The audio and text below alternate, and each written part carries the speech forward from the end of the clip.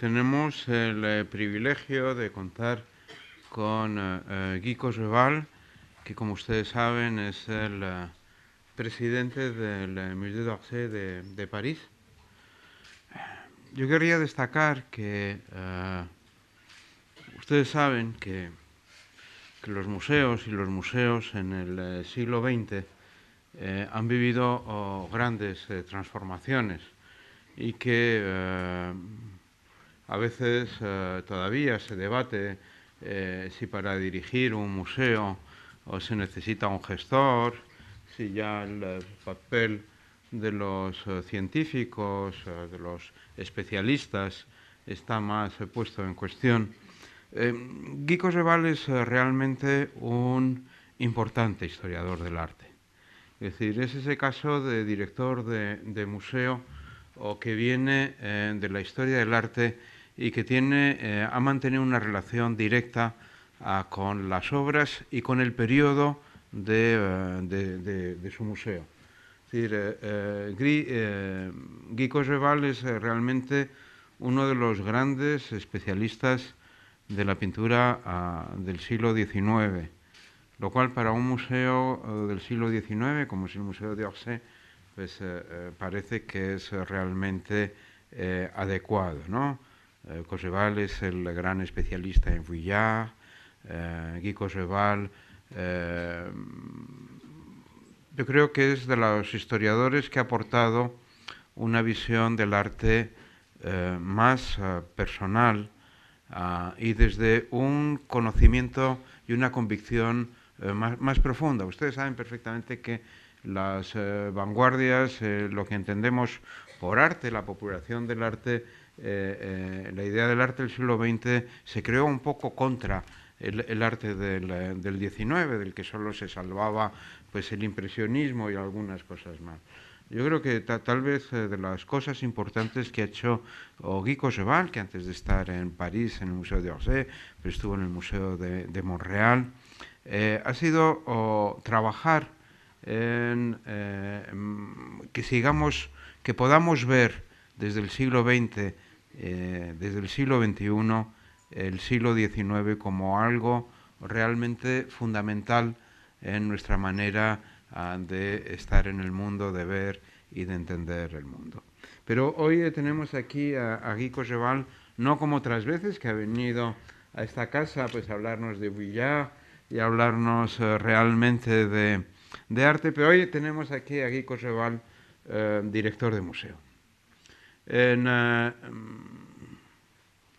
Hace 20, 30 años hubo toda una fiebre de transformación de los museos.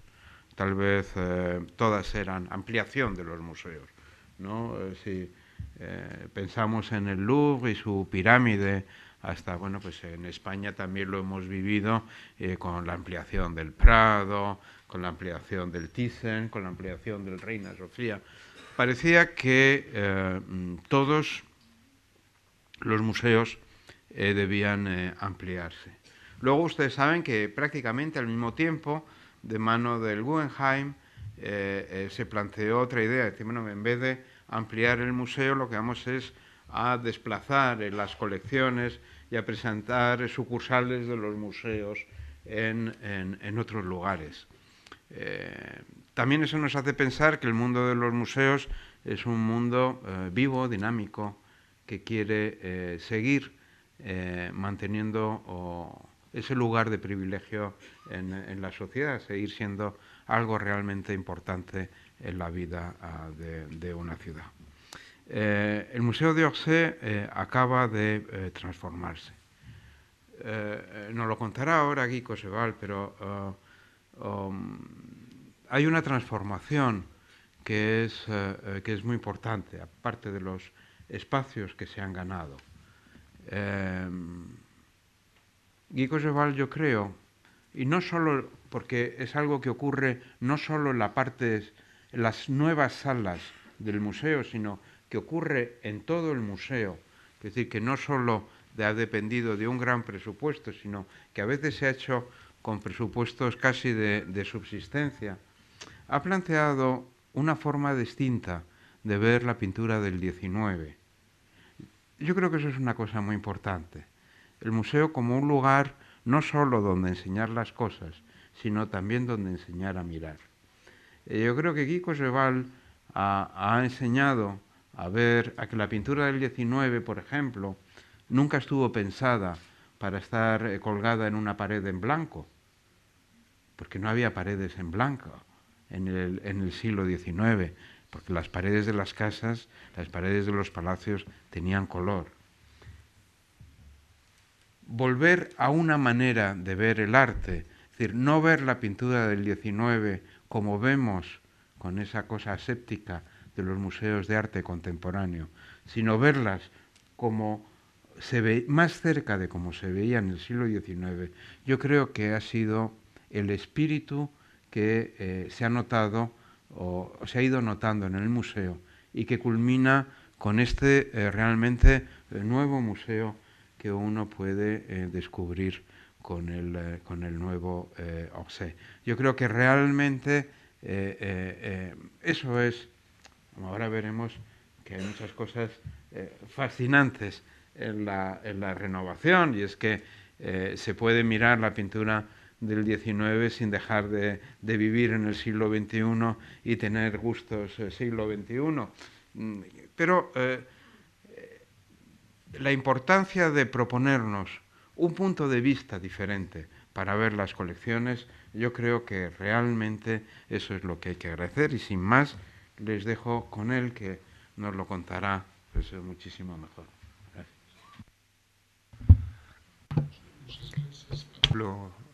Yo se podría decir en latino rubesco de reference. Yo me sonrojo al oír lo que tú acabas de decir, porque es algo que pesa mucho para llevar sobre la espalda. Yo tengo muchísimo gusto hablando español cuando estoy con amigos, pero para una conferencia tan importante como esta, yo querría utilizar mi propio idioma y ser entendido por un número menor quizás, pero yo creo que la señora que está en esta caja de al lado hará milagros para traducir lo que yo tenga que decir. Bueno, pues ya hace casi 5 años que estoy yo a la cabeza del Museo de Orsay. Antes ella era conservador en otros varios museos, el Museo de Bellas Artes de Lyon, del Louvre. Fui director durante casi 9 años del Museo de Bellas Artes de Montreal. Y yo he sido capaz de hacer varias cosas y animar el Museo de Bellas Artes de Montreal, que iba desde la antigüedad hasta el arte contemporáneo. Sin embargo, es obvio que toda mi vida yo he conservado, digamos, un punto central de interés y de estudio para el siglo XIX. Y yo soy, de verdad, un enamorado, un incondicional, imprescindible del siglo XIX. Tengo amor por el siglo XIX, pero yo vivo y espero con impaciencia lo que va a ocurrir en el siglo XXI.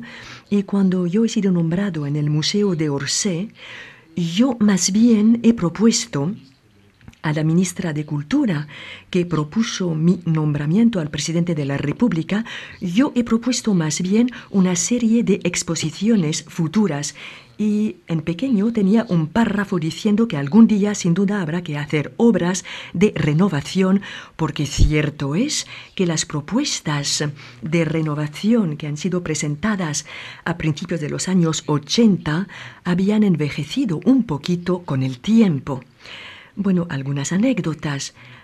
Yo hace 15 años más o menos fui a ver a mi predecesor a la cabeza del Museo de Orsay, que era una directora del Museo de Orsay, Françoise Cachin. Y Françoise Cachin, como lo saben ustedes, fue la directora fundadora del Museo de Orsay.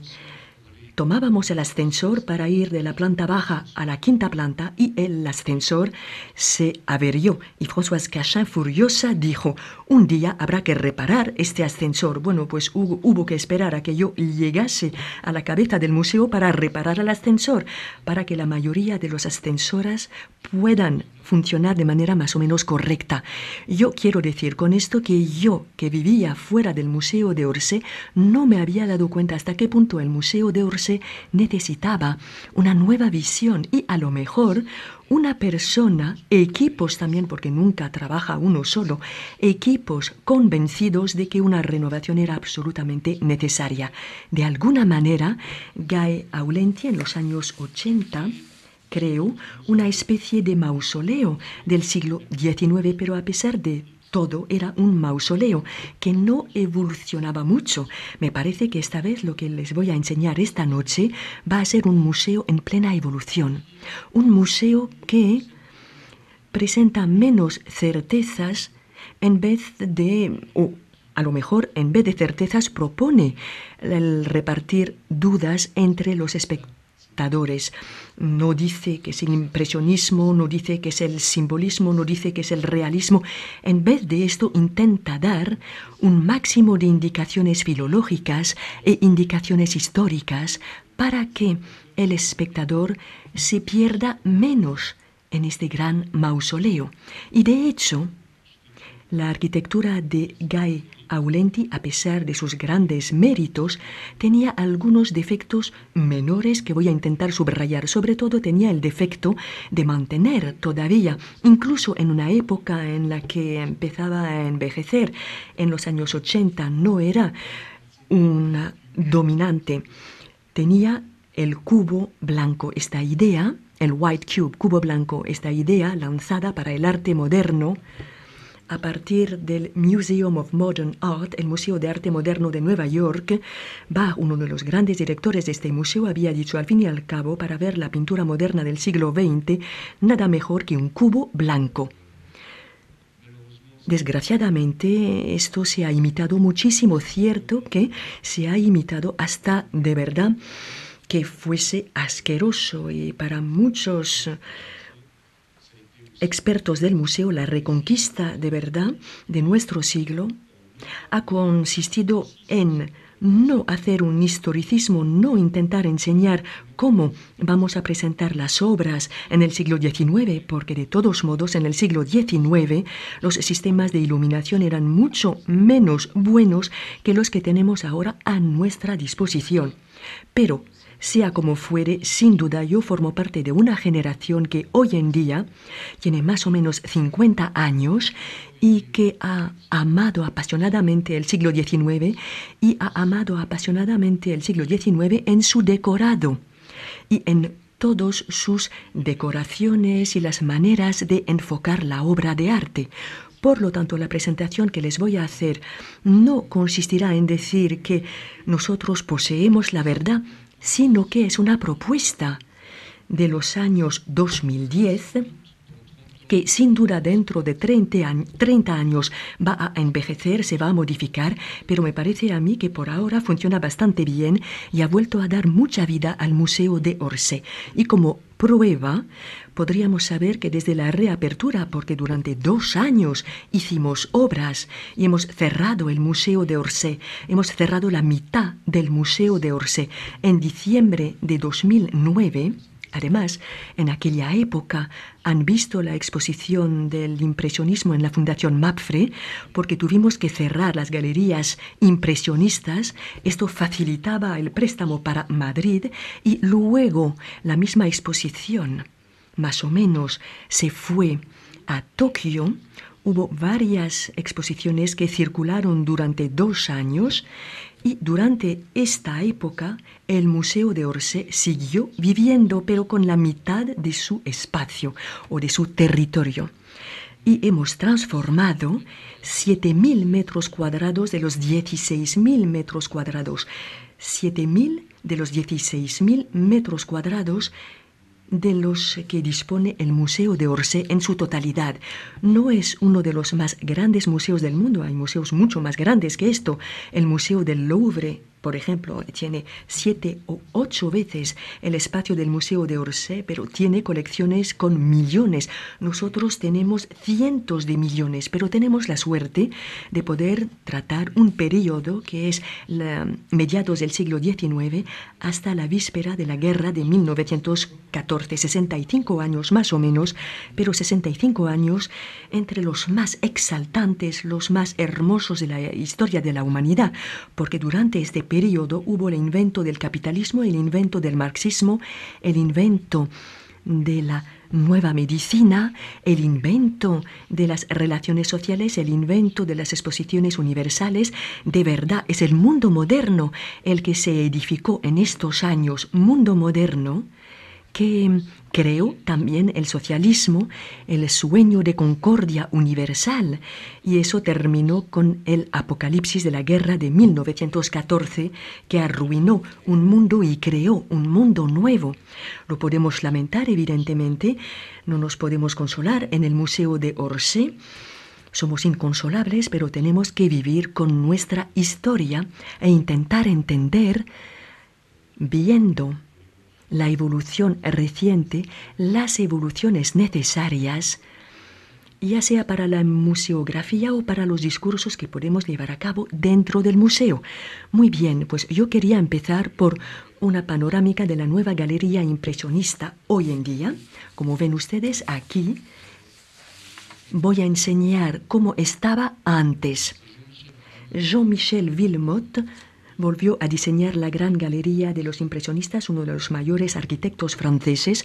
Lo hemos elegido no porque era francés, sino porque él había hecho una propuesta entre las más razonables y las más hermosas dentro de un presupuesto que nos habían fijado, bastante limitado además, y sobre todo le tenemos que decir que hemos autofinanciado las 2/3 partes del conjunto de las obras que hemos hecho. El conjunto de las obras llega a una cifra bastante modesta, más o menos 20 millones de euros, pero esto nos ha permitido cambiar totalmente la cara del Museo de Orsay.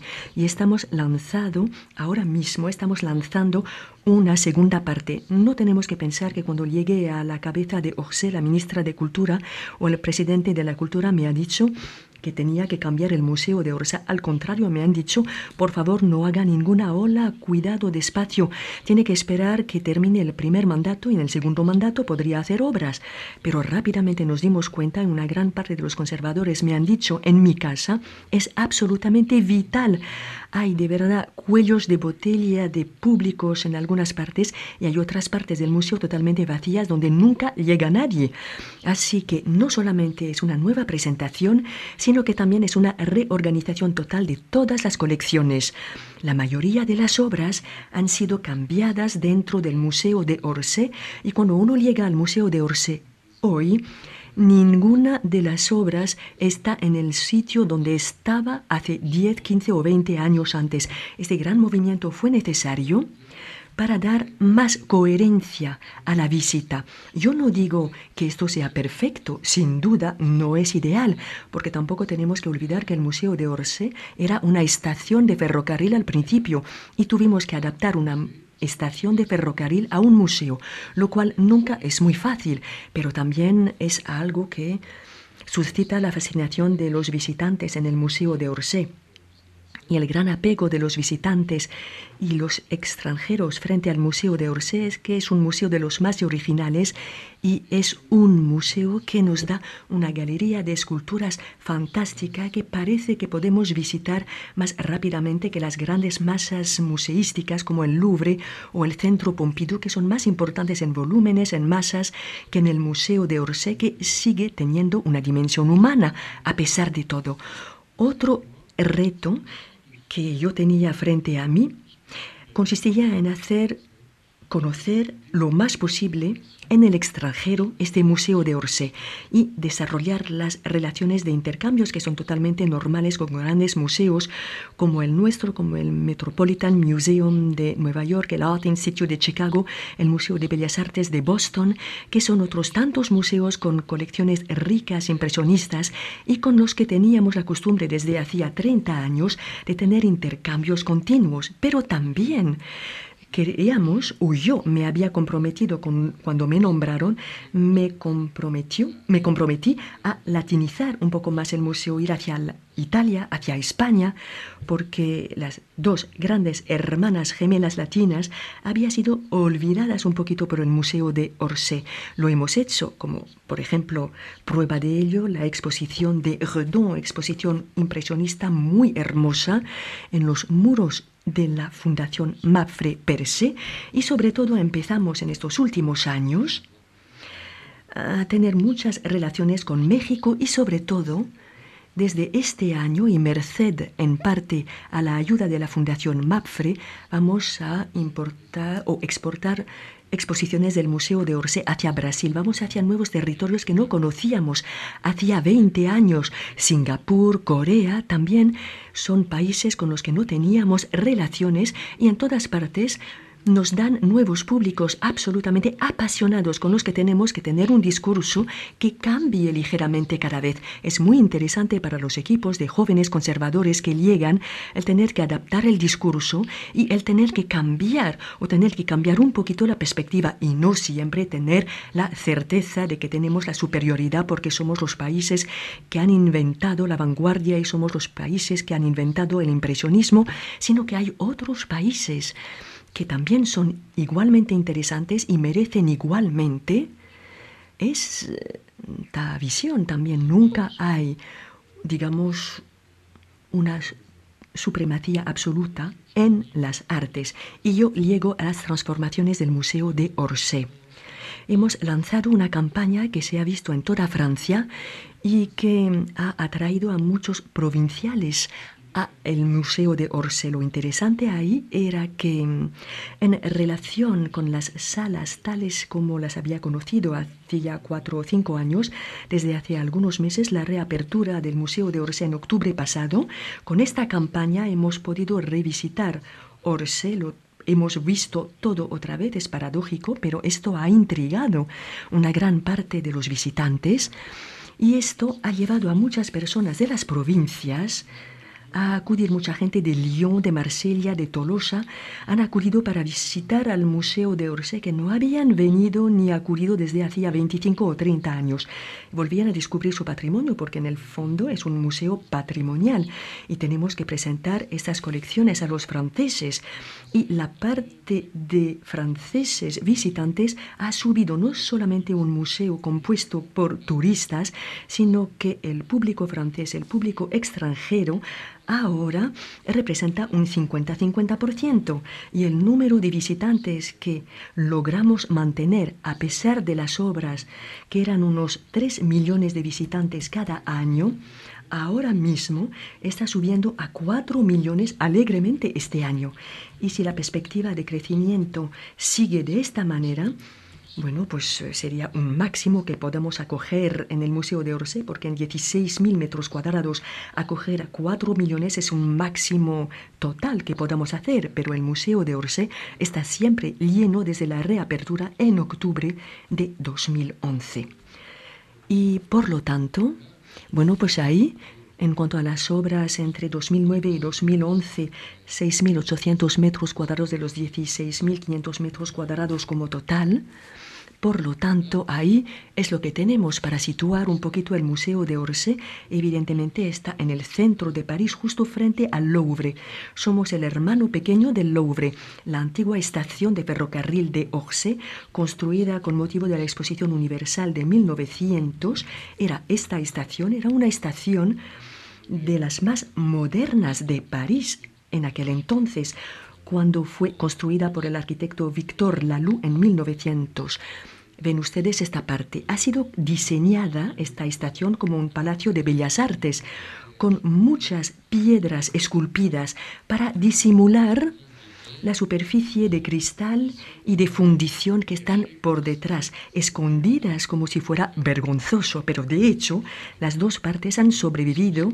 Y estamos pasando siempre de unas partes que son las partes de los salones de fiestas de la antigua estación al hotel de la antigua estación que está aquí, porque la estación estaba pegada a un hotel que empezó a funcionar en 1900, que era un hotel muy de moda a la sazón.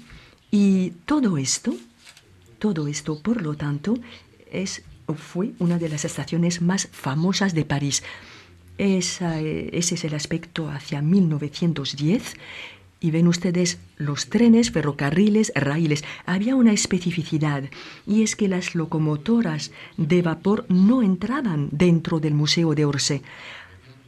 En la estación de Austerlitz, un poco antes de la estación de Orsay, había que quitar las máquinas de vapor para que no hubiese ningún vapor dentro de la estación de Orsay. Era una estación muy moderna y eran máquinas eléctricas que llevaban a los trenes dentro de esta estación. Por eso había un pabellón total y entero del Museo de Orsay que no había sido afectado. Era el pabellón en el que había la regenerescencia eléctrica de las máquinas que llegaban al Museo de Orsay. Vamos a ver este pabellón que ha sido transformado con varias plantas, y estos espacios, estos 2000 metros cuadrados, son los que hemos podido ganar y obtener. Esta arquitectura ha sido detestada en los años 1960, 70, hasta tal punto que la destrucción había sido decidida con el general de Gaulle en aquel entonces, pero de manera extraña con el presidente Pompidou en los años 1970-74. Pompidou, quien aceptó la destrucción de una gran parte de París, y no es un honor para él la destrucción también precisamente de los Halles de París, lo cual ocurrió con Pompidou, mientras que las Halles de París se consideraban como el punto de partida de la arquitectura moderna. Bueno, pues han sido destruidas, derribadas, solamente nos quedan fotografías y recuerdos. Pero hubo comités de defensa que han luchado para que la estación de Orsay no fuese derribada, y al mismo tiempo que la estación de Orsay fue clasificada como teniendo que mantenerse por el presidente Pompidou, muchos historiadores del arte dijeron que podríamos hacer ahí un museo del siglo, realizando una división de las colecciones dentro. Por una parte, las colecciones del Museo del Louvre, podríamos quitar una parte al Museo del Louvre y una pequeña parte al Museo de Arte Moderno. Es lo que se hizo a finales de los años 70, y las obras empezaron en esta estación de Orsay, que tenía de verdad un estado lamentable a principios de los años 1980. Así que el presidente Giscard d'Estaing decidió que este lugar sería el futuro museo del siglo XIX. No se llamaba todavía Museo de Orsay, se llamaba Museo del siglo XIX, y el presidente Mitterrand, que luego le sucedió, llevó a cabo hasta el final la renovación. Por lo tanto, tenemos bastantes fotografías como esta de la reinstalación del Museo de Orsay, de la creación de varias plantas, y como ven ustedes aquí, nos hemos quedado en el nivel donde pasaban los trenes, la planta baja del Museo de Orsay actual. Aquí tenemos el lugar donde yo me situaba antes. Voy a enseñar con la flecha aquí. Nos situábamos, y en los lados el arquitecto Gai Aulenti, arquitecta italiana, digamos, creó en un estilo un poquito extraño que no corresponde para nada al estilo ecléctico de la estación metálica, con arquitectura metálica, con cajas, pero con un estilo, digamos, muy personal, que recuerda más bien unas arquitecturas faraónicas egipcias.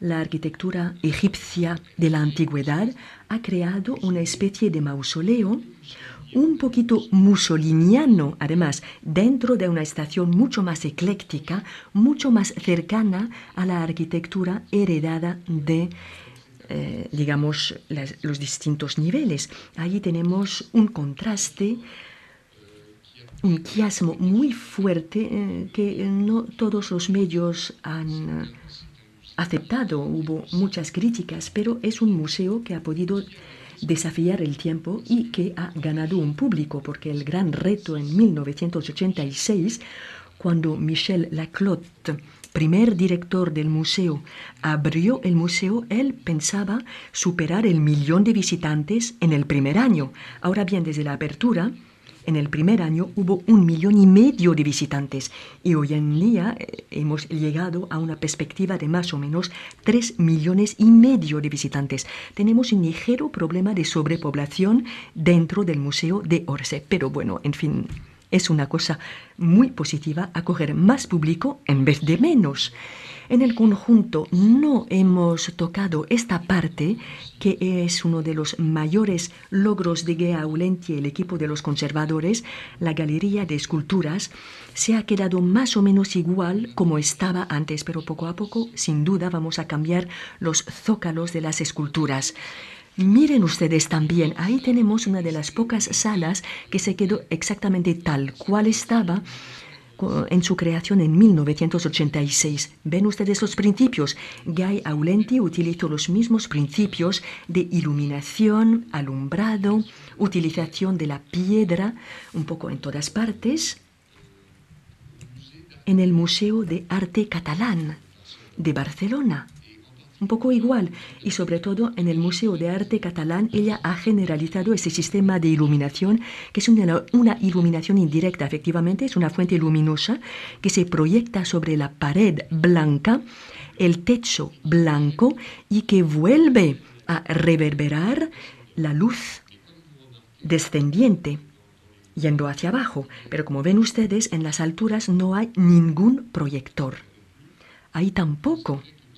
Por lo tanto, ahí tenemos esquinas bastante oscuras y hay un régimen luminoso para la pintura que es más o menos uniforme en todas las pinturas. Y sobre todo hay una continuación que los directores de aquella época pensaban muy acertada y que en estos últimos años hemos pensado que no era muy acertada. Y como ven ustedes, un poquito, este vocabulario que consistía en utilizar unos rieles para colocar los cuadros. Además, bueno, pues todo este sistema de pequeños agujeros, rieles muy costoso, varillas, que hacía que el Museo de Orsay era una gran excepción, porque en el resto del mundo nadie lo hacía. Pero teníamos que tener un sistema muy complicado para adaptar a esas varillas del Museo de Orsay los cuadros que pedíamos prestados y que llegaban desde fuera. Por lo tanto, de hecho, de común acuerdo con la mayoría de los conservadores, hemos abandonado más o menos progresivamente esos sistemas, hemos puesto en las paredes grandes superficies de madera y de placas de yeso, como hacen la mayoría de los museos, y efectivamente tenemos que volver a pintar más a menudo.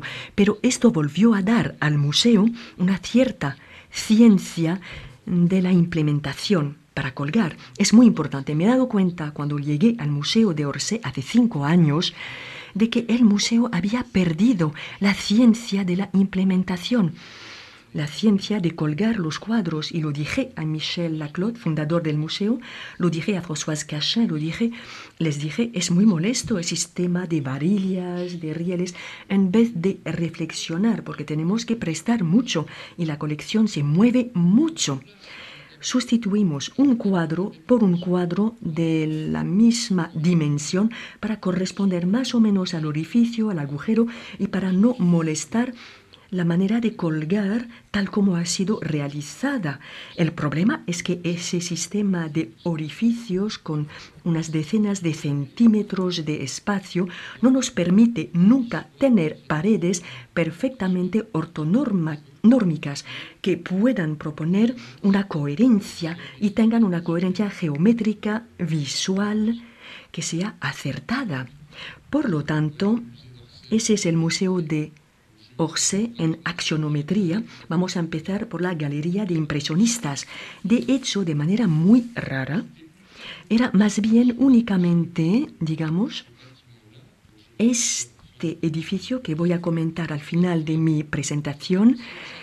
El pabellón Amo era la antigua sala de máquinas y había un espacio hueco central de la planta 5 a la planta 0. Cuando empezamos las obras del pabellón Amont, que decidimos crear ahí, poner, digamos, donde había balcones con grandes vacíos en el centro. Pensamos poner ahí unos suelos, pero los bomberos nos dijeron que teníamos que aislar totalmente la galería de los impresionistas del resto del museo. Intentamos por todos los medios hacer algo. Pensamos, podríamos hacer entrar los visitantes, en vez de que entrasen por las escaleras mecánicas y las escaleras de este pabellón Amont, podrían pasar por esta parte, por ejemplo.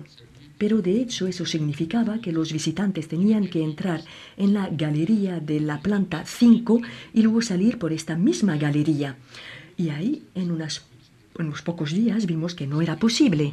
Era absolutamente imposible.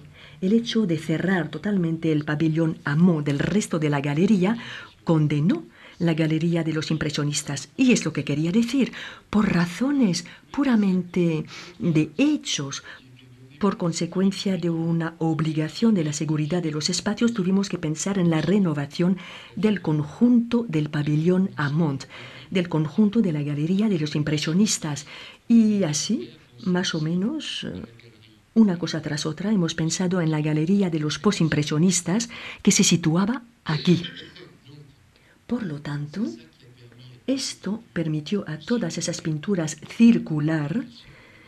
Bueno, no han circulado miles de ellas, más o menos 220 obras han circulado en 2 grandes exposiciones distintas, pero estas 220 obras han sido vistas en Tokio, en San Francisco, en Madrid, en Nashville, en varios lugares, en el mundo entero, y esto ha permitido ver un poquito la situación de la colección del Museo de Orsay.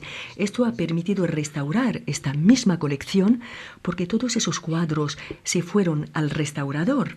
Muchas veces la restauración de los cuadros dio resultados espectaculares, es decir, que unos cuadros que no habían sido tocados desde hace 50 o 60 años, de repente volvieron a su belleza original.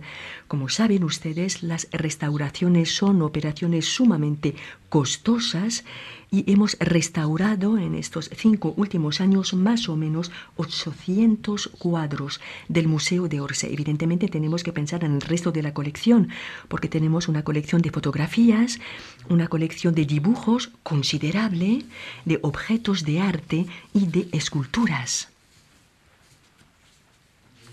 Por lo tanto, todo este gran movimiento, digamos, esta operación simple que solamente tenía que afectar el pabellón Amont, al fin y al cabo se refirió a todo el museo por obligación. Y puesto que tenemos que cerrar aquí de manera estanca la galería, bueno, pues vamos a transformar la galería de los impresionistas y vamos a elegir a los arquitectos que van a trabajar.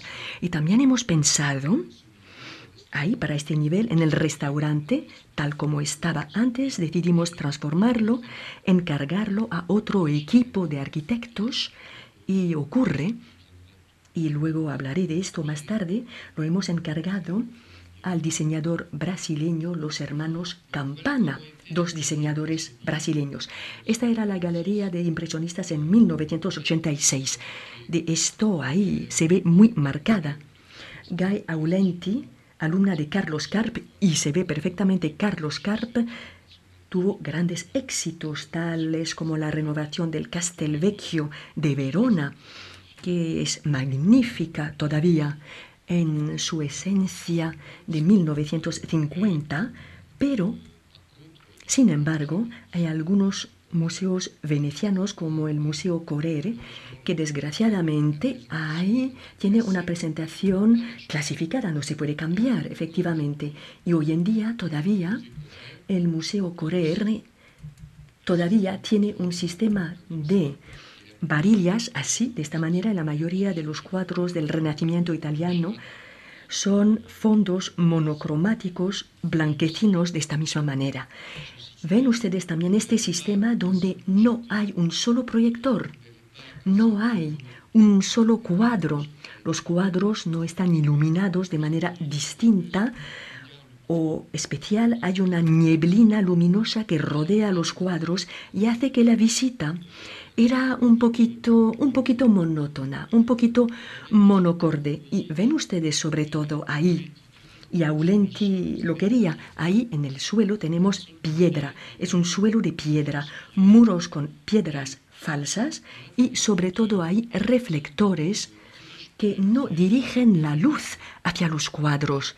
Ahora bien, de hecho, en la época de Gai Aulenti, los sistemas de iluminación eran todavía un poquito arcaicos, pero en estos 20 últimos años, los tipos de alumbrado e iluminación han progresado muchísimo, de manera extraordinaria.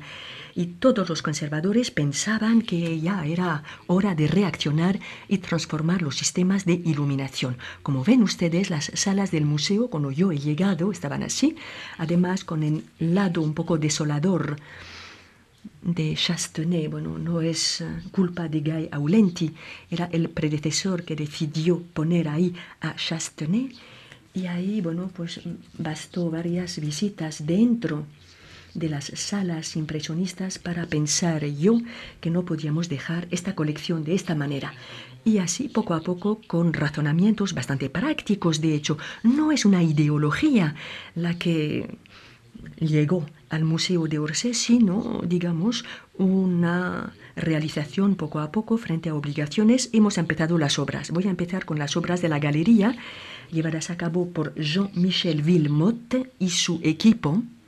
Como ven ustedes aquí, yo estoy hablando con Jean-Michel Wilmotte, que está a mi lado.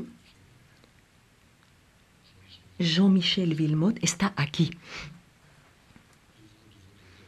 delante de cuadros de Manet. Y ahí tenemos las salas. Como ven ustedes, hemos cubierto las paredes con placas de madera, con por encima un conjunto de placas de yeso donde podemos poner y quitar cuadros. Y aquí ven ustedes esta idea que me parece muy bonita, el tener un recubrimiento donde podemos colocar dentro de unas ranuras aquí disimuladas, podemos colocar proyectores. Ahí tenemos una vidriera que más o menos se queda como estaba antes, pero tiene un dibujo, un diseño mucho más bonito, más delicado. Y también ahí tenemos contraventanas, ahí de este lado tenemos, digamos, aristas totalmente blancas. Y poco a poco hemos llegado a escoger colores para las paredes, colores que son colores de un gris bastante profundo. Y sobre todo, en el suelo hay la decisión que hemos tomado muy importante, consiste en poner parqué, cuanto más mejor. Y parqué de color oscuro, además, porque tenemos más la sensación de estar en un museo y el parqué y paredes más oscuras nos dan mejor la idea de lo que era un interior íntimo en el siglo XIX en vez de una estación de la planta 0 hasta la planta 5. Como ven ustedes aquí, la arquitectura metálica antigua se casa perfectamente con el nuevo tipo de vidriera que fue instalada por Jean-Michel Wilmotte. Y ven ustedes aquí que en estas ranuras, digamos que en estos espacios ahí hemos podido instalar y disimular también, digamos, unos proyectores que nos permiten tener varios niveles de alumbrado y de iluminación. Un nivel de iluminación exterior aquí, como lo ven ustedes, aquí estamos por debajo de estas partes que tenemos ahí a lo largo de cada una de las salas, y tenemos otro sistema de iluminación aquí en el centro de las salas que se adapta a los cuadros colgados en las paredes, y ahí tenemos otra fuente de iluminación lateral en los lados que procede, digamos, de la bóveda superior, pero también son iluminaciones artificiales que nos permiten iluminar el museo por la noche. Es la gran ventaja. Y un museo cerrado a partir de las 18 horas o 6 de la tarde, muchas veces, o antes se cerraba a las 6 de la tarde, pero muchas veces ahora se queda abierto para, digamos, veladas o para visitas de la colección del Museo de Orsay. Se queda abierto hasta medianoche. Ahí tenemos el aspecto actual de las salas. Podemos impugnar la elección de un color bastante oscuro, pero es verdad que de repente los cuadros se ven en relieve de manera bastante impresionante en este fondo gris. Como ven ustedes, ahí tenemos el parqué que es muy elegante, y ahí en primer plano tenemos bancos que han sido realizados por un diseñador japonés contemporáneo que se llama Tokojimi Ushioka. Ahí tenemos una fotografía mucho más bonita que enseña el efecto luminoso del conjunto de estas salas. Combinamos la belleza de una iluminación que normalmente suele ser bastante bonita porque a pesar de todo hay mucha luz del sol en el Museo de Orsay, pero todo esto filtra muy bien la luz diurna del día y completamos esta luz del día por un triple sistema de iluminación. En ambos lados la iluminación dentro de las aspilleras laterales, dentro de las ranuras centrales disimuladas dentro de la pared, y una iluminación lateral que procede de esta pared para iluminar las salas. Así que tenemos un régimen luminoso muy distinto, y de manera extraña muchos visitantes de las salas hoy en día dicen, pero todo se concentra alrededor de la luz. De hecho, la luz es la que ha ganado mucho en esta transformación. Y uno de los efectos también que hemos notado al transformar estas salas y al hacerlas más estancas desde un punto de vista sonoro, se oyen mucho menos ruidos que antes, y saben ustedes que antes los ruidos se reverberaban de manera intensa como consecuencia de los muros de piedra y sobre todo del suelo de piedra. En un suelo de piedra, bueno, pues ahí uno oye y los ruidos de una sala a la otra se repercutían de manera horrorosa y de manera extraña. Puede haber 5.000 personas en una hora en la galería de los impresionistas y podemos susurrar en cada sala y hablar en voz baja, y por lo tanto el volumen sonoro ha bajado muchísimo en las salas impresionistas, y es una gran victoria ahí que todo el mundo reconoce en estas salas.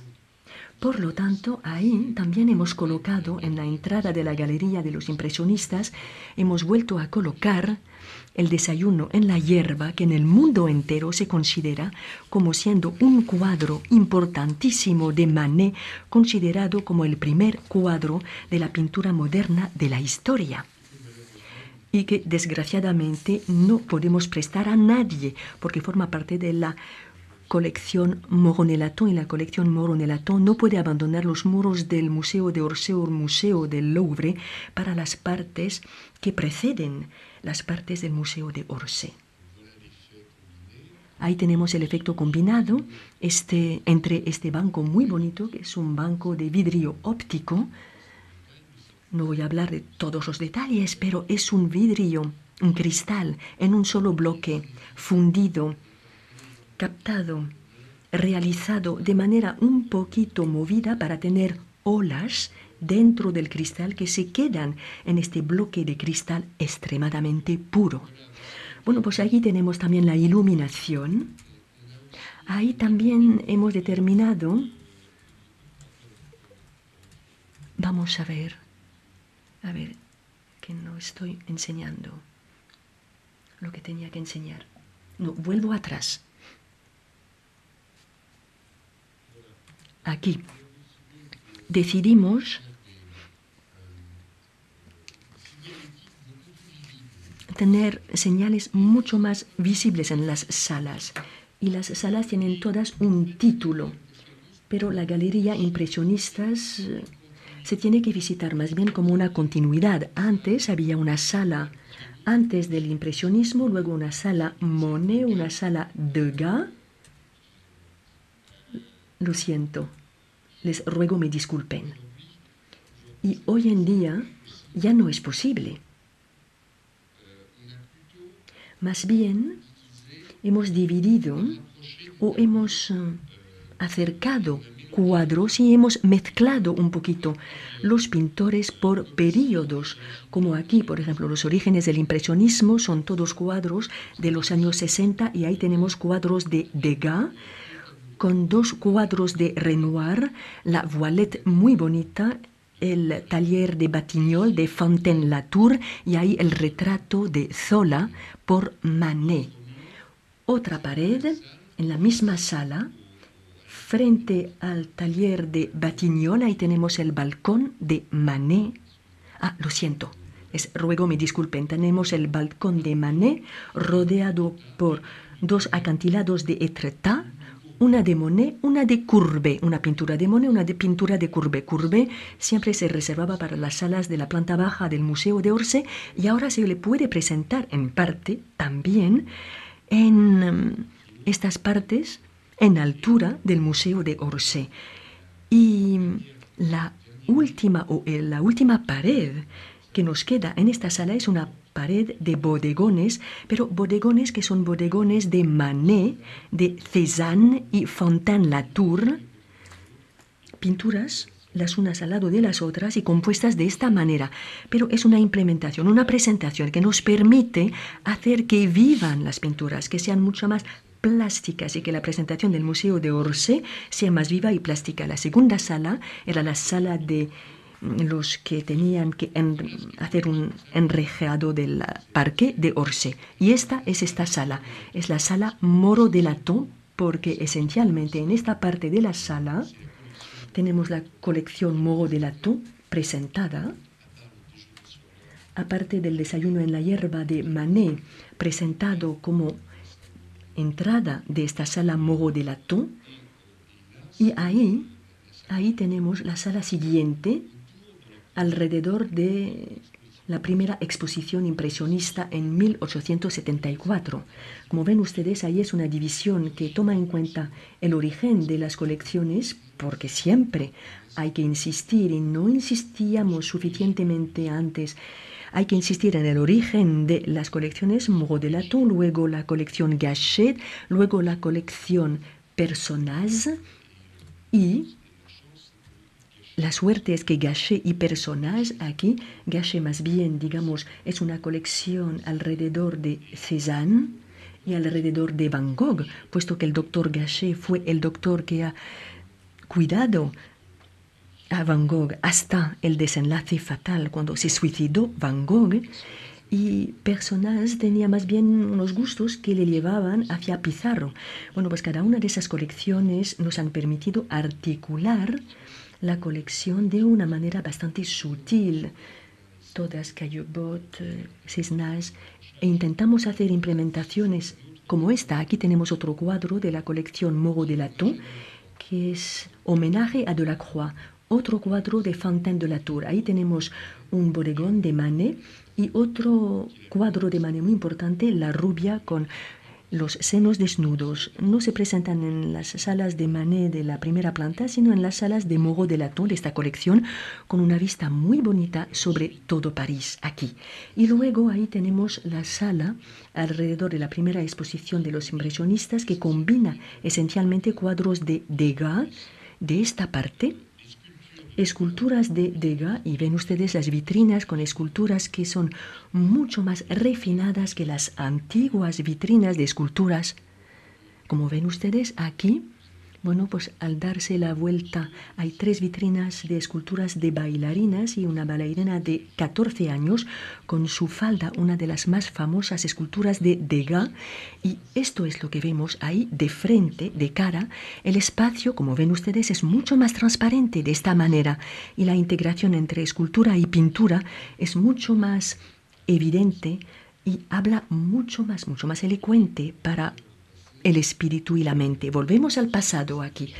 Ven ustedes algo que era bastante molesta, que chocaba a todos. En esta sala había una pared que cruzaba el espacio, en la mitad del espacio. Evidentemente, prácticamente todo el mundo en el Museo de Orsay pensaba que esta pared era muy fea. Este tabique era muy feo. Uno entraba en la sala, había un tabique en medio, que iba en el sentido contrario de la visión progresiva. Y por lo tanto hemos anulado este tabique y lo hemos transformado en esto, al colocar ahí en medio el molino de la Galette. Además, el Molino de la Galette es una obra que ha dejado el pintor Caillebotte al Museo de Luxemburgo y luego al Museo de Orsay más tarde.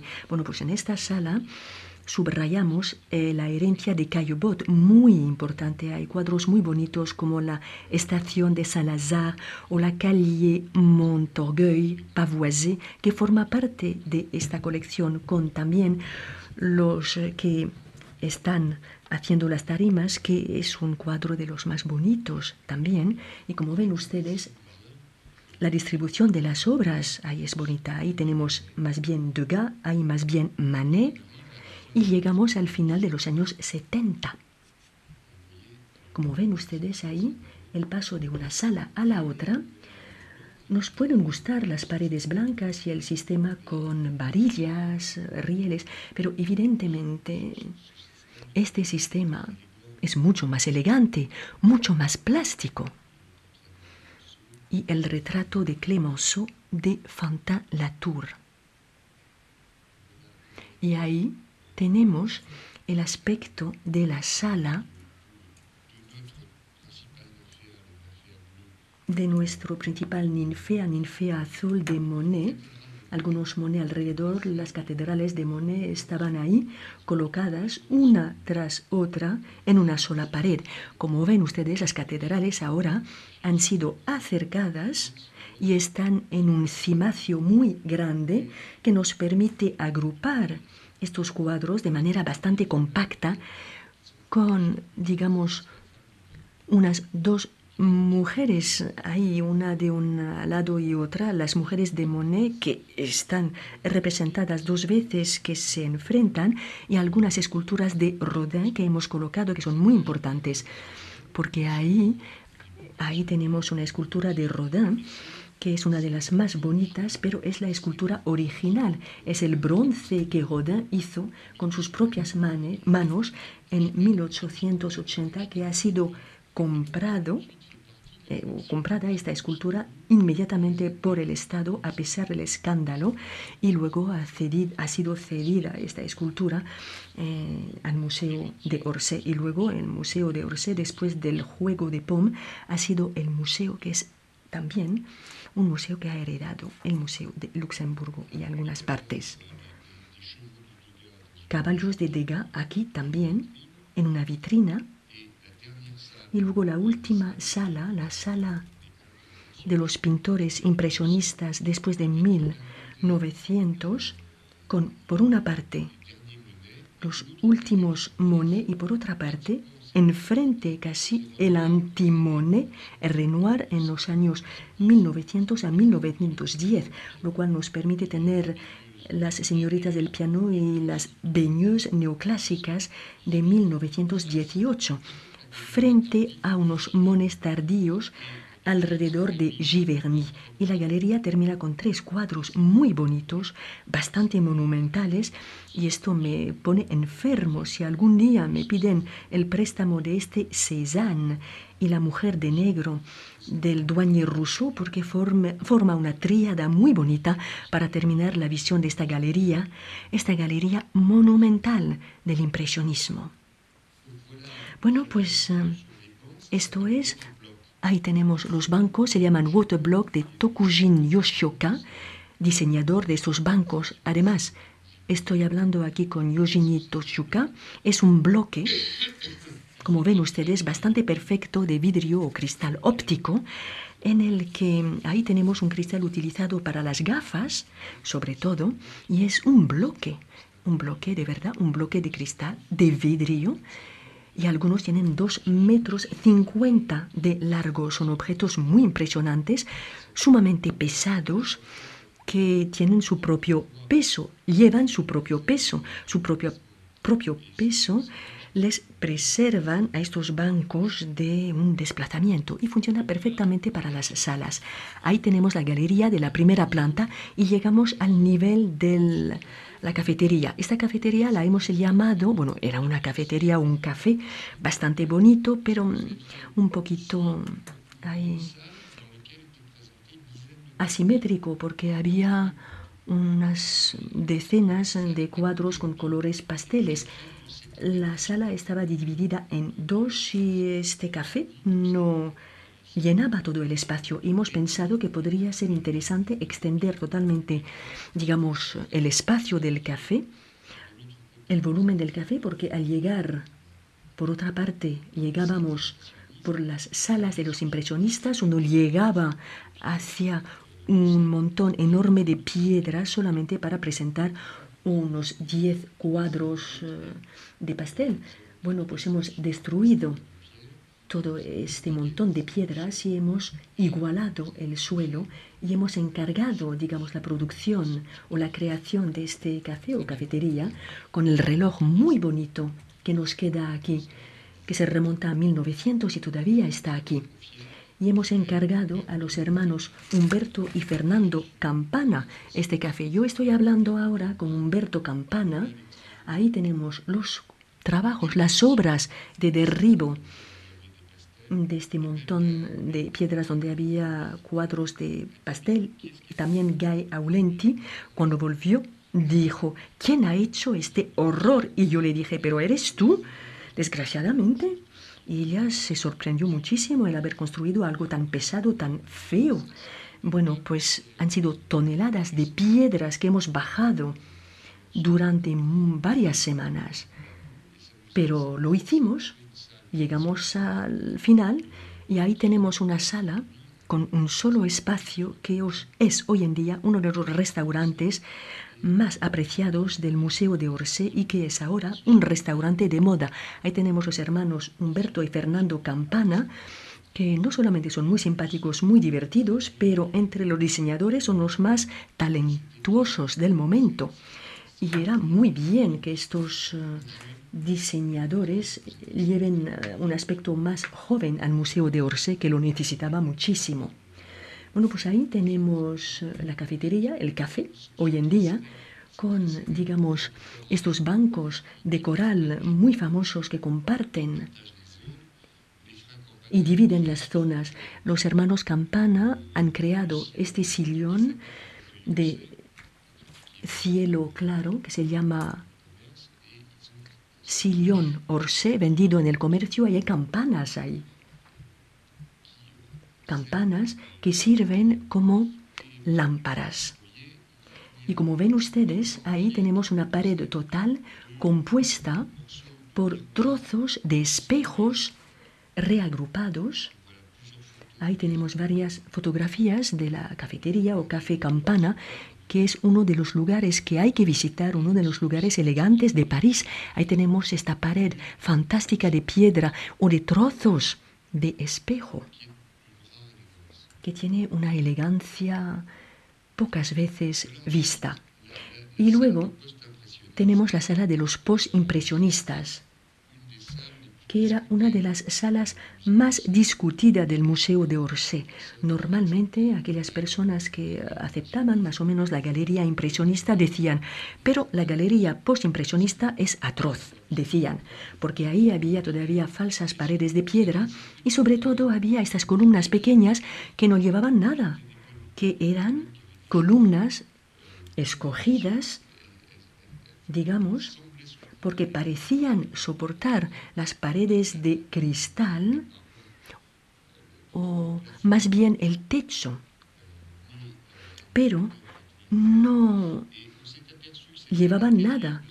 Y nos hemos dado cuenta de que dentro de estas paredes aquí, había unas sujeciones metálicas que sujetaban las paredes exteriores e impedían que las paredes se cayesen. Tuvimos que intervenir y Jean-Michel Wilmot tuvo que crear arcos que pasaban por la altura disimuladas, digamos, arcos disimulados dentro de la mampostería que nos han permitido mantener estas paredes de piedra. Por eso había tantas paredes pequeñas, una detrás de otra, en una de las galerías de las más extrañas de todo París, porque precisamente eran superficies minúsculas.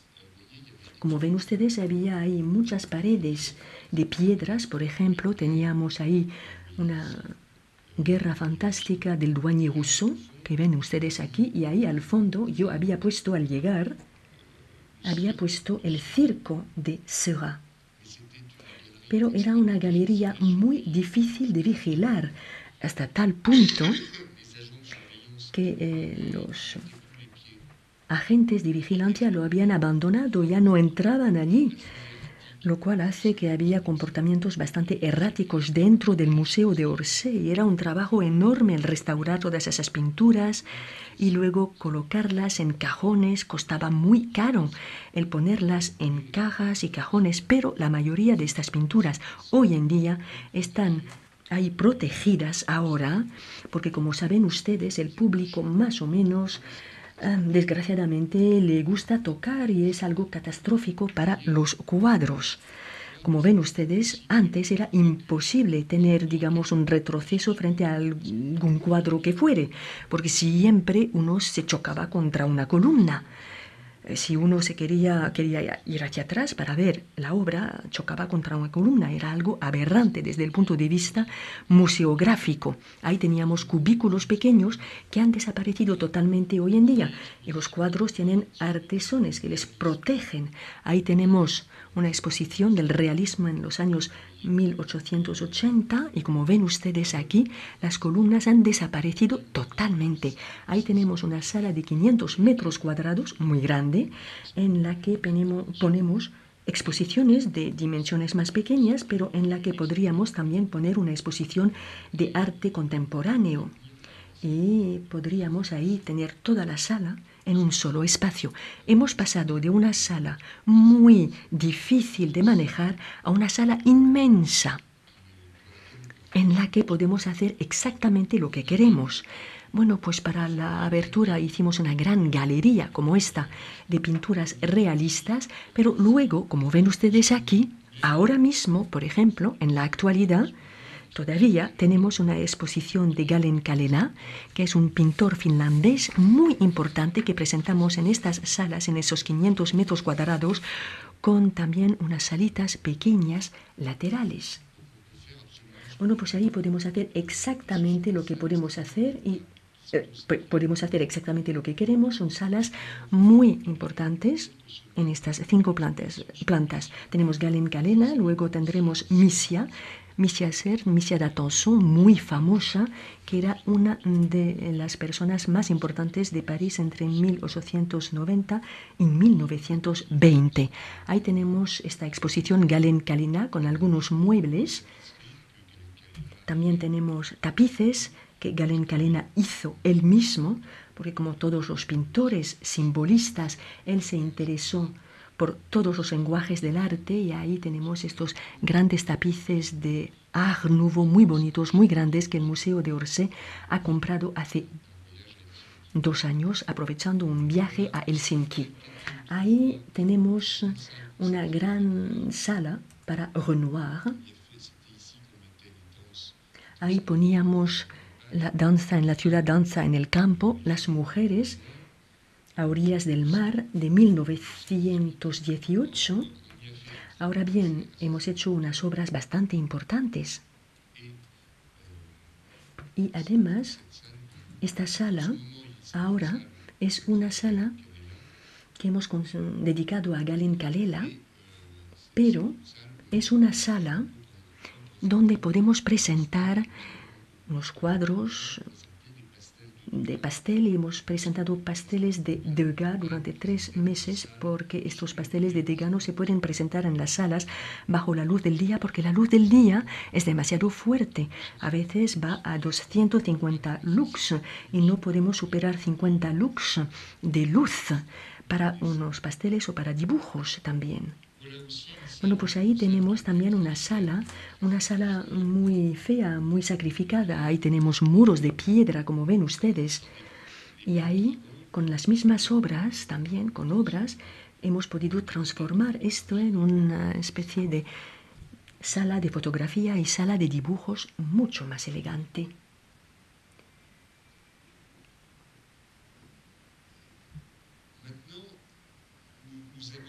Ahora abandonamos esta 5ª planta, o más bien vamos a dejar esta 5ª planta que acabamos de ver en esta parte y vamos a bajar a la 2ª planta.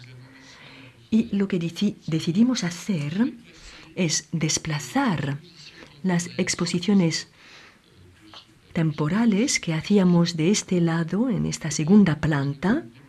Hemos desplazado la colección postimpresionista en esta planta que se llama el nivel intermedio.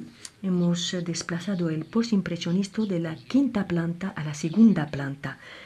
Por lo tanto, podemos visitar la colección subiendo por un ascensor directamente hacia la galería para ver a los impresionistas.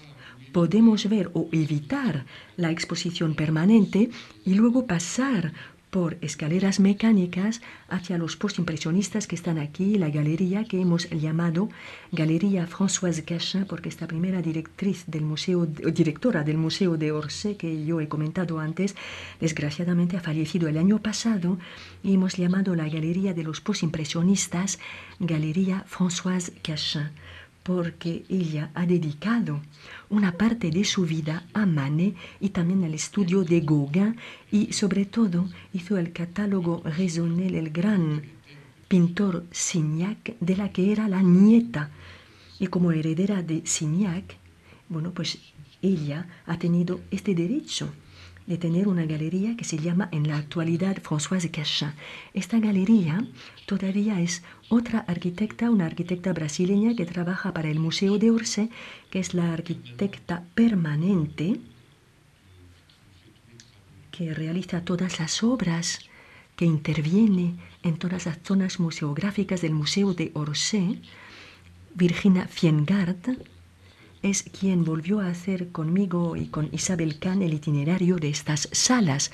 Estas salas tenían falsas vidrieras y sobre todo, ven ustedes, tenían cosas bastante molestas que eran aspilleras, digamos, aperturas longitudinales que cogían la luz. Ahí tenemos la parte sur, del lado de la calle de Lille, tomaba la luz del sur, el sol entraba en este nivel e impedía que pudiésemos ver correctamente. Teníamos una luz cegadora y no podíamos ver correctamente los cuadros colocados ahí en estas paredes. Por lo tanto, hicimos intervenciones. Ahí teníamos el aspecto de una de las últimas salas, tal como yo la había instalado antes de las obras, y aquí es como hemos organizado las obras.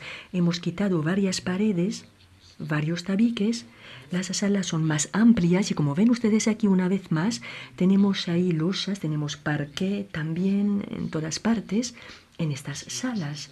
Y en estas salas hemos instalado a Van Gogh, a Gauguin, a Seurat, a Signac, y también el principio de los Nabis antes de 1900. Por lo tanto, ahí tenemos los colores que hemos elegido, un azul bastante oscuro, bastante denso para Gauguin y sobre todo para Van Gogh, que ven ustedes aquí.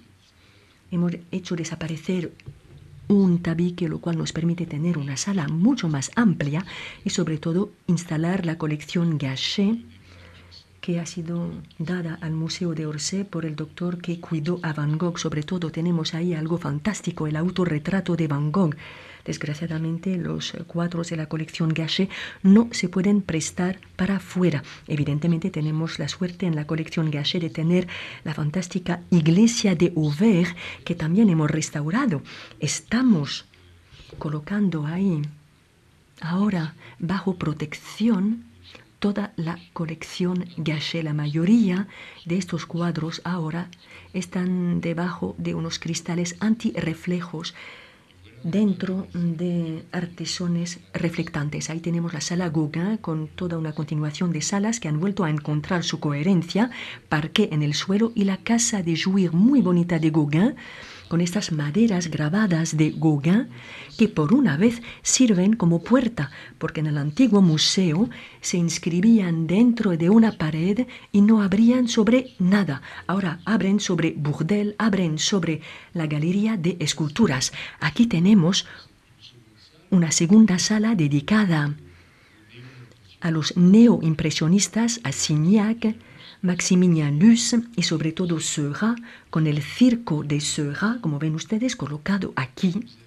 Y ahí tenemos en esta parte, pintada con el color verde, tenemos una sala de dibujos integrada dentro de la progresión de sala en sala.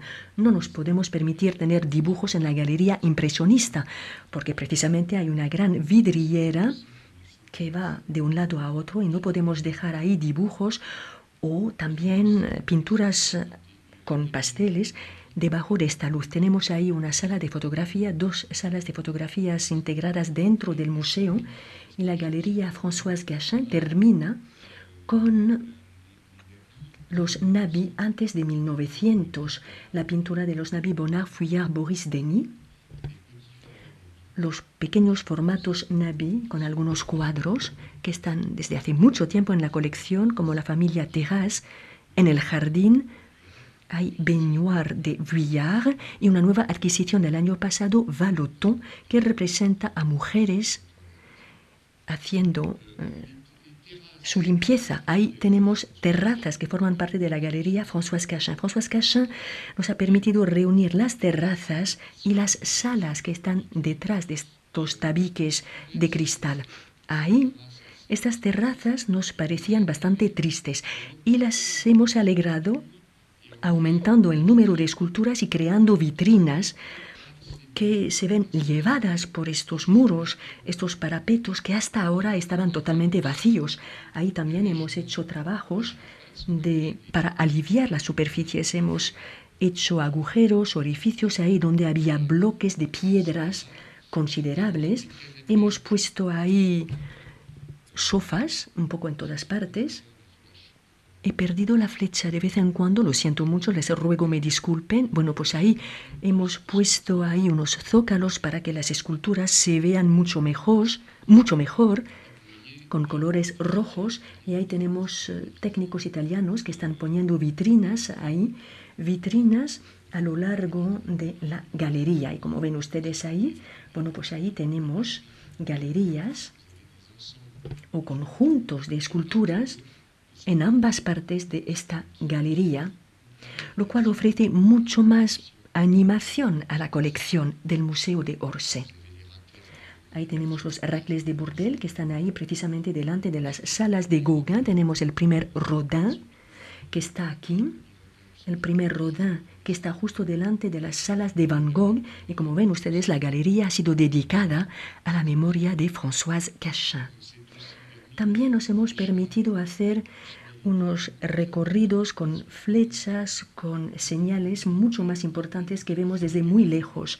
Por eso hemos utilizado kakemono, lo cual nos hace pensar ahí en unas señaléticas italianas para llegar a la sala Françoise Gachin, luego los simbolistas presentando un Gustave Moreau, y cuando uno entra en el Museo de Orsay, uno tiene estas flechas, estas señales mucho más importantes que antes. Aquí estamos en la galería Françoise Gachin, que acabamos de visitar.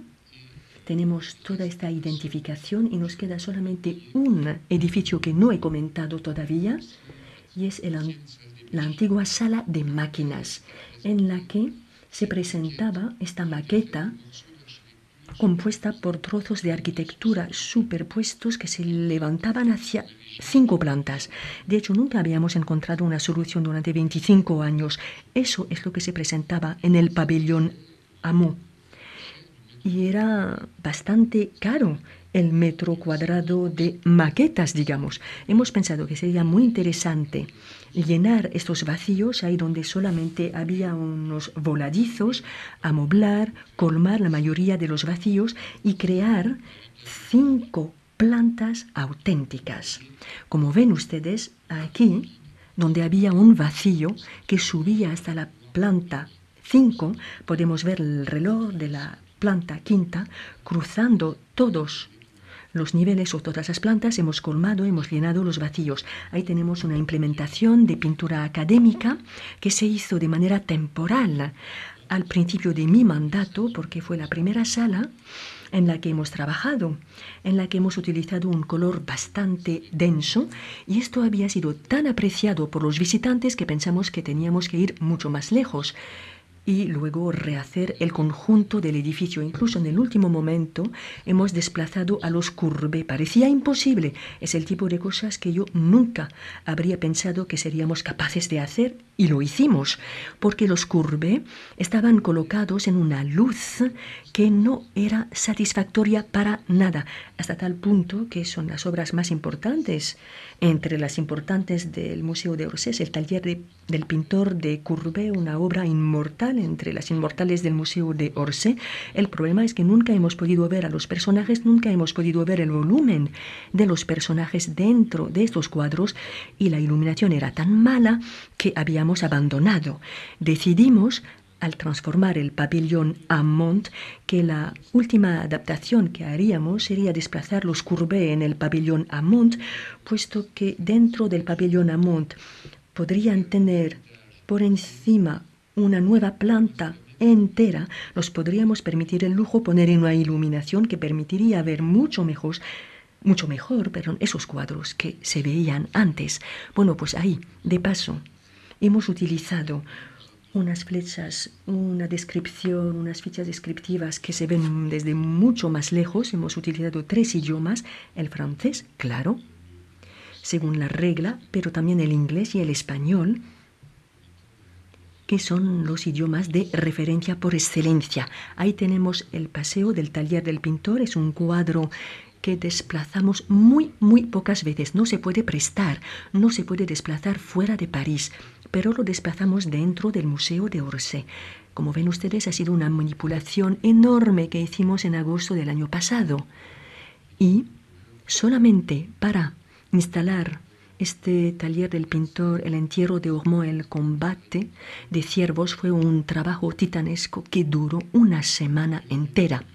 Pero lo logramos. Y ahora el resultado es que vemos perfectamente el taller del pintor, porque como ven ustedes ahí arriba hemos podido disimular la iluminación, lo cual permite revelar mucho mejor la pintura. Y sobre todo el taller del pintor aquí, y el entierro en Ornans, que eran los cuadros sin duda los más sacrificados del antiguo Museo de Orsay. Debo decir que incluso los detractores del cambio reconocen que ahí de verdad hay un progreso considerable que se ha realizado en el Museo de Orsay. Y nos hemos permitido colocar esta escultura en medio del taller porque es una escultura de un contemporáneo de Courbet. Courbet se inspiró de él para hacer esta mujer joven en el taller del pintor. Y además hemos recuperado de un museo de provincia este cuadro extraordinario, que es un poquito uno de los últimos cuadros de Courbet, que se llama El Alali del ciervo, muy inspirado por la pintura del siglo XVII, Velázquez sobre todo, y que es, de hecho, una especie de tema de postal traspuesto a un cuadro inmenso, de verdad dramático. 2 muertes, el entierro en el pueblo de Courbet aquí, y luego también esta muerte del ciervo aquí, que es una de las obras más importantes de la última parte de la vida de Courbet. Ahí tenemos el entierro en Ornans. Ahí los rojos y las pocas notas de color se distinguen mucho mejor que se distinguían antes. Bueno, pues también hemos construido una pasarela para unir. Bueno, esta pasarela no existía. La hemos construido para unir a la segunda planta del pabellón Hammond. Ahí tenemos la vista que tenemos de la pasarela sobre el conjunto del museo. Y ahí tenemos la segunda planta del pabellón Hammond, que presenta los navis después de 1900. Bueno, pues si se acuerdan, terminábamos la Galería François Cachin con una sala dedicada a los navis antes de 1900, pasamos delante de las torres y luego entramos por esta pasarela en este espacio, donde hay decorados de Bonnard, Vuillard, Maurice Denis, Roussel también, y Redon, muy pronto, con la cúpula del Teatro de los Campos Elíseos de Maurice Denis, y en estas vitrinas tenemos objetos de arte y algunos muebles que se remontan al mismo periodo que los decorados. Entonces es la primera vez que unimos la escultura, la pintura y el decorado en estas nuevas salas. Como ven ustedes, antes solamente había pasarelas, y para dejar pasar la gran maqueta de arquitectura es lo que teníamos. Como ven ustedes, salas de consulta, pero nadie nunca iba en estos espacios. Al final habíamos olvidado que existían esos espacios. Bueno, pues realizamos obras titanescas, claro, también, que justificaron precisamente el cierre con respecto a la galería de los impresionistas, y vuelvo al principio de mi razonamiento con esto. Y también instalamos en medio de este pabellón Amont un gran ascensor que funciona y permite subir a 15 personas a la vez de la planta baja a la última planta, pero también nos podemos parar ahí, en esas galerías. Ahí tenemos la cúpula de Maurice Denis. Bueno, nos situamos del otro lado, delante del gran cartel de Maurice Bonnard, y ahí tenemos esas nuevas salas que hemos ganado al vacío y nos han permitido articular la colección, es decir, retratos tardíos de Vuillard aquí, con cuadros, muebles de Jalot, pre-Art Déco, que ya se anuncian antes del 1914. Como ven ustedes, aquí tenemos un cuadro muy hermoso de Vuillard.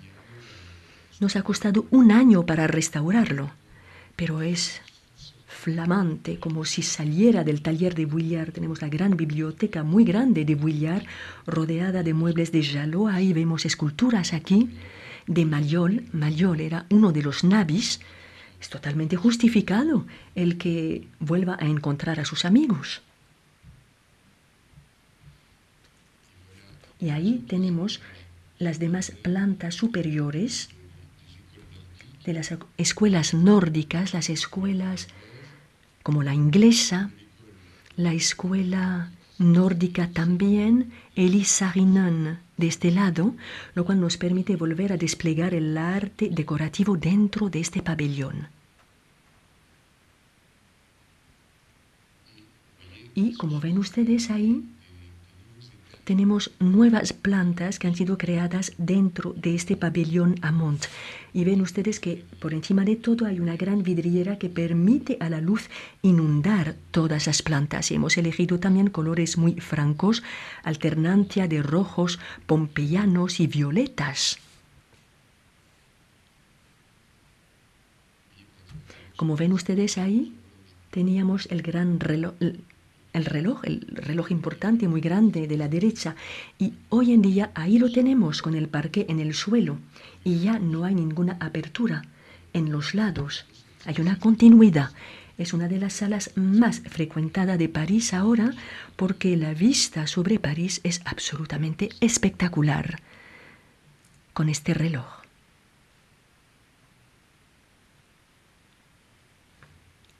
Esto es también un banco de los hermanos Campana que se parece a una estrella marina, una estrella de mar.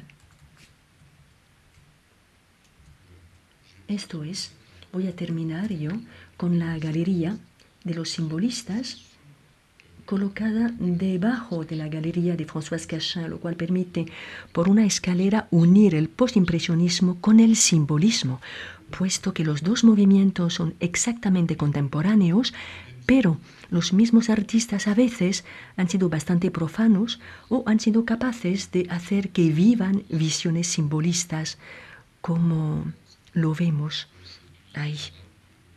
Pubic Chavannes, Moreau, y muy pronto en estas partes laterales vamos a instalar las obras de Gustave Moreau que volverán de las obras de Odilon Redon que volverán de Madrid.